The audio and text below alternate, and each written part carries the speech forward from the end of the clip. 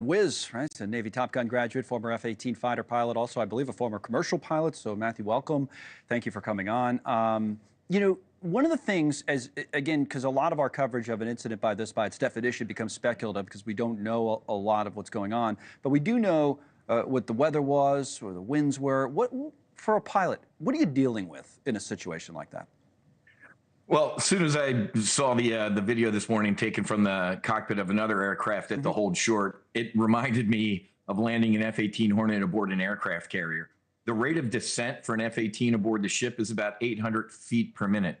The last flight track data that I saw for this RJ was 1,100 feet per minute. And if you've seen a fighter jet that lands aboard the boat, the landing gear are meaty, they're beefy. They're designed for that. This regional jet is not designed for that rate of descent.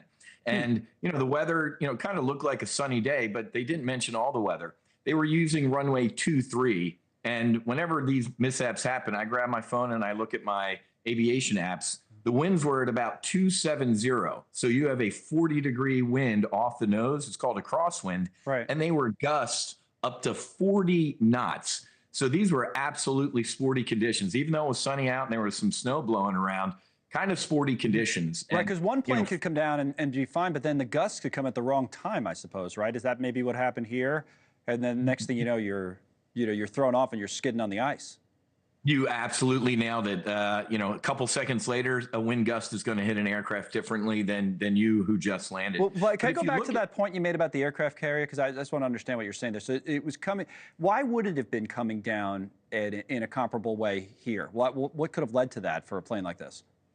Like we just alluded to, could be a wind gust, right? So the wind would actually speed it up. So this wind's basically speeding it up and changing the angle. Speeding up or slowing it down in this case. And another issue, when you look at that video, the jet kind of lands like a table. You're not supposed to land flat. You're supposed to land with your main landing gear first. The nose gear gently comes lowering down. This thing lands like a table flat. It's not designed for that force. And as you can see with the video, the right main landing gear immediately collapses. That right wing digs into the runway or the dirt. They lose the right wing. Guess what's left? The left wing. It's the only one left, and it's producing lift. That's why you get the corkscrew. That's why the aircraft rolls, is because that left wing still has some lift on it. It's not looking too good here. As you know, 70 to 80% of civilian aviation mishaps are pilot error. I got to be honest with you. I've been in some of these situations. If there's any doubt, there's no doubt. They should have added max power if they felt like they were coming down that fast, full power. Go around, let's try this thing again. Right, because that's up to the pilot. I was talking to air traffic controller yesterday, basically. So that's up to the pilot, right? They'll give you the conditions, they'll tell you what's going on, and then you have to make that call.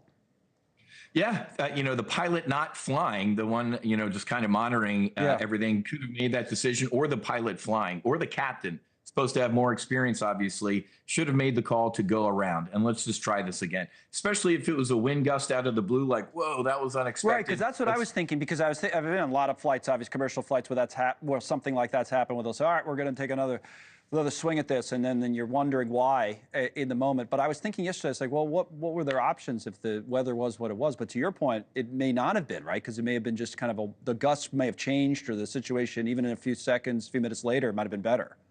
It can happen that quickly. I've been landing, and all of a sudden there's a shot of wind out of the blue, and you're like, whoa. Yeah. But like we just talked about, add power, go around and try it again. Ain't no skin off your back at that moment. Okay. Thank you for explaining all of this.